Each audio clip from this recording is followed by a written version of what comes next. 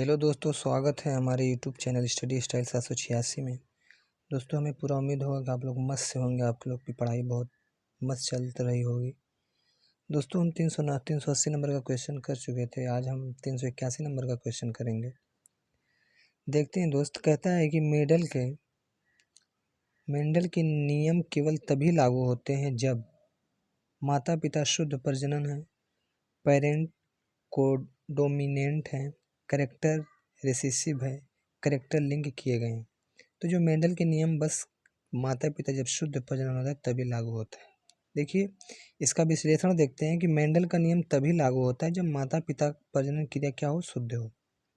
ये देखिए, नीचे वाला बात बहुत इंपॉर्टेंट है। क्या है ना कि मेंडल ने जब मटर के शुद्ध लंबे कैपिटल टीटी व शुद्ध बौने स्मॉल टीटी पौधे के मध्य संकरण कराया तो प्रथम पीढ़ी में सभी पौधे लंबे प्राप्त हुए। ये पूछता है एग्जाम में कि जब मेंडल ने मटर के शुद्ध लंबे पौधे कैपिटल टी व शुद्ध बौने पौधे टीटी से जब संकरण कराया गया तो प्रथम पीढ़ी में सभी पौधे किस प्रकार के प्राप्त हुए, तो लंबे प्राप्त हुए। जब मेंडल ने प्रथम पीढ़ी से प्राप्त पौधे में स्वपरागण कराया तो 25% शुद्ध लंबे पौधे और 50% संकर लंबे कैपिटल टी स्मॉल टी तथा 25% शुद्ध बौने टीटी पौधे प्राप्त हुए, जिनको फिनोटाइप अनुपात 3 संबंध। ये अनुपात बार बार पूछते हैं, 3 संबंध एक, ठीक। एक अनुपात एक जो दूसरा अनुपात पूछता है वह 9 संबंधित, 3 संबंधित, 6 संबंधित एक वाला पूछता है। अगला देखेंगे 382 नंबर का क्वेश्चन पूछ रहा है कि मेंडल ने जब F1 पीढ़ी के पौधे में F2 वंशज की पद्धति द्वारा प्राप्त किया स्वपरागण, संकरण परागण, वनस्पति जनन, अलैंगिक जनन, तो ये प्राप्त किया था किससे? स्वपरागण से प्राप्त किया था, ठीक। अगला देखेंगे 383 नंबर का क्वेश्चन क्या बोल रहा है कि किस प्रकार का प्रजनन अधिक विविधता ला सकता है? पुनरुत्पादन, मुकुलन, लैंगिक, अलैंगिक। तो जो ये लैंगिक जनन है ये क्या करता है? अधिक विविधता लाता है। देखिए, लैंगिक जनन के अंतर्गत एक ही जीव के अंतर्गत अथवा विपरीत लिंग वाले भिन्न जीवों द्वारा नर तथा मादा युग्मक का निर्माण शामिल होता है। युग्मक का निर्माण अर्धसूत्री विभाजन के कारण होता है, जिसके कारण लैंगिक विविधता होती है। अगला देखेंगे, आनुवंशिकी गुणों के वाहक कौन होता है? डीएनए, परागण, बीजाणु, आरएनए। तो इसका ऑप्शन नंबर 1 क्या हो जाएगा? राइट हो जाएगा, डीएनए होता है। अब देखेंगे 385 नंबर का क्वेश्चन। 385 नंबर का क्वेश्चन क्या बोल रहा है? कह रहा है कि 556 गोल हरे सिकुड़े पीले बीजों को हाइब्रिड क्रॉस में डैश डैश बीज गोल और पीले होते हैं। 32, 108, 101, 315। तो इसका ऑप्शन नंबर डी क्या हो जाएगा? राइट हो जाएगा, 315। देखिए, इसका विश्लेषण देखेंगे क्या क्या बोल रहा है। कह रहा है कि मेंडल ने द्विसंकरी क्रॉस डिहाइब्रिड क्रॉस के लिए गोल तथा पीले बीज capital R R double capital Y व हरे जुरीदार bees are R Y Y से उत्पन्न पौधे क्रॉस कराए तो इससे गोल तथा पीला बीज प्रभावी होते हैं। अर्थात 556 गोल हरे जुरीदार पौधे बीजों के संकरी क्रॉस को 315 गोल पीले बीज सबसे अधिक होते हैं। वो F2 पीढ़ी के पौधे का फिनोटाइप अनुपात 9 संबंधे 3 संबंधे 1 प्राप्त माना जाता है। अगला देखेंगे 385 नंबर का क्वेश्चन बोल रहा है, कह रहा है कि F2 जनरेशन में फिनोटाइप अनुपात डैश डैश होता है। 1 संबंधी 2 संबंधी 3, 9 संबंधी 3 संबंधी 1, 1 संबंधी 3 संबंधी 3 संबंधी 9, 1 संबंधी 2 संबंधी 5। तो इसका ऑप्शन नंबर बी क्या हो जाएगा? राइट हो जाएगा, 9 संबंधी 3 संबंधी 3 संबंधी 1। एक अनुपात हमें 3 संबंधी 1 ख्याल करना है और एक अनुपात हमें 9 संबंधी 3 संबंधी 1 ज्ञात करना है। अगला देखेंगे क्या कह रहा है। कह रहा है कि एलील होते हैं एंजाइमों का वैकल्पिक रूप, जीनों का वैकल्पिक रूप, क्रोमोसोम का वैकल्पिक रूप, अपूर्ण प्राबल्य का रूप। तो जो इसका ऑप्शन नंबर बी क्या हो जाएगा? राइट हो जाएगा, जीन का वैकल्पिक रूप। अगला देखेंगे 388 नंबर का क्वेश्चन। 388 नंबर का क्वेश्चन कह रहा है कि विश्वास और प्रथाओं का एक संग्रह जिसका उद्देश्य मानव आबादी का आनुवंशिकी गुणवत्ता में सुधार लाना होता है, ये किस आनुवंशिकी के क्षेत्र को कहा जाता है? आनुवंशिकी इंजीनियरिंग, क्लोनिंग, भ्रूण चयन, यूजेनिक्स। तो ऑप्शन नंबर डी क्या हो जाएगा? राइट हो जाएगा, यूजेनिक्स।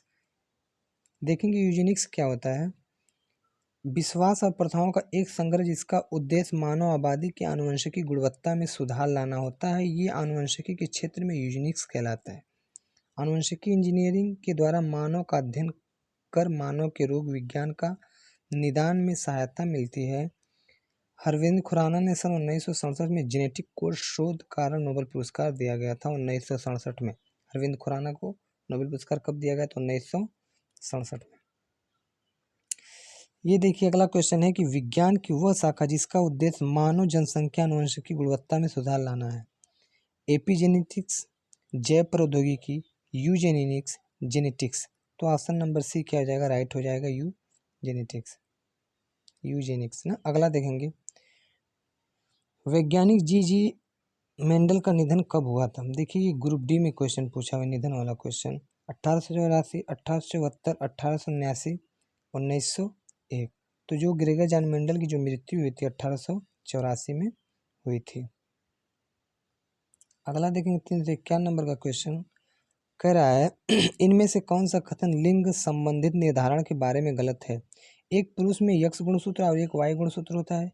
बच्चे का लिंग निषेचन के समय निर्धारित किया जाता है जब नर और मादा युग्म मिलकर एक युग्मनज बनाते हैं। एक स्त्री में दो समान यक्ष गुणसूत्र और एक वाई होते हैं। द्विगुणी जीवों में जिन अलग अलग लिंग होते हैं, प्रत्येक द्विगुणी कोशिकाओं में गुणसूत्रों की विशिष्ट जोड़ा होता है जिसे लिंग गुणसूत्र कहते हैं। व्यक्ति का लिंग निर्धारण करता है। तो जो इसका ऑप्शन नंबर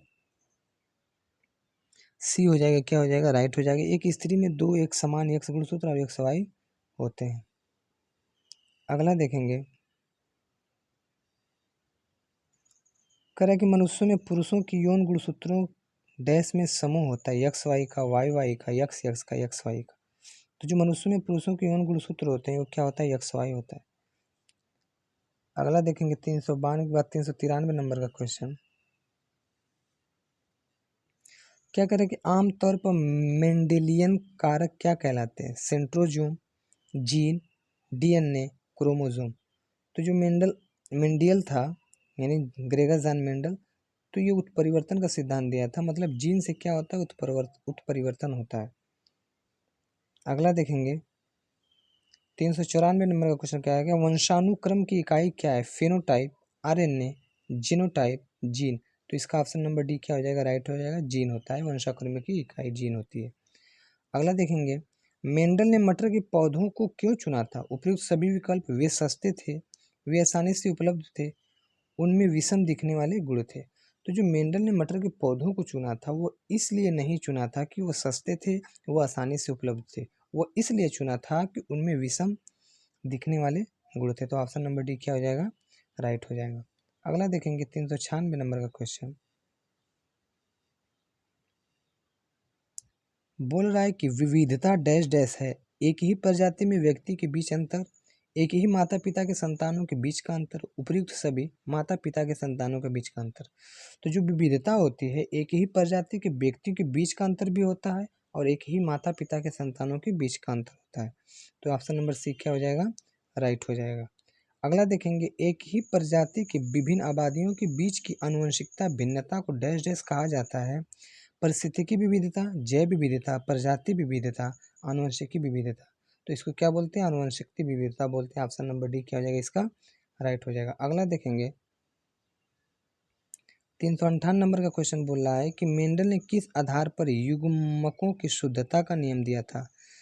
पश्च संकरण, द्विसंकरण, परीक्षण संकरण, एक संकर संकरण। तो जो इसका ऑप्शन नंबर डी क्या हो जाएगा? राइट हो जाएगा। मेंडल ने जो दिया था एक संकरण दिया था, यानी मोनोहाइब्रिड क्रॉस दिया था।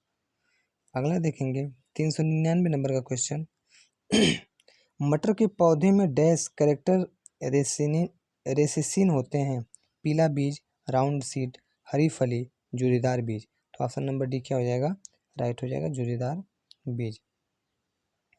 400 नंबर का क्वेश्चन, निम्न में से कौन सी विशेषता मटर के एक पौधे में अप्रभावी होते हैं? हरी फली, झुरीदार बीज, गोल बीज, पीले बीज। तो जो इसका ऑप्शन नंबर बी क्या हो जाएगा? राइट हो जाएगा, झुरीदार बीज। इनमें से कौन सा पुरुष में पाया जाता है? ठीक, वाई गुणसूत्र, टू एक्स गुणसूत्र, यक्स गुणसूत्र, यक्स यक्स गुणसूत्र। जो इसका ऑप्शन नंबर ए क्या हो जाएगा? राइट हो जाएगा ना।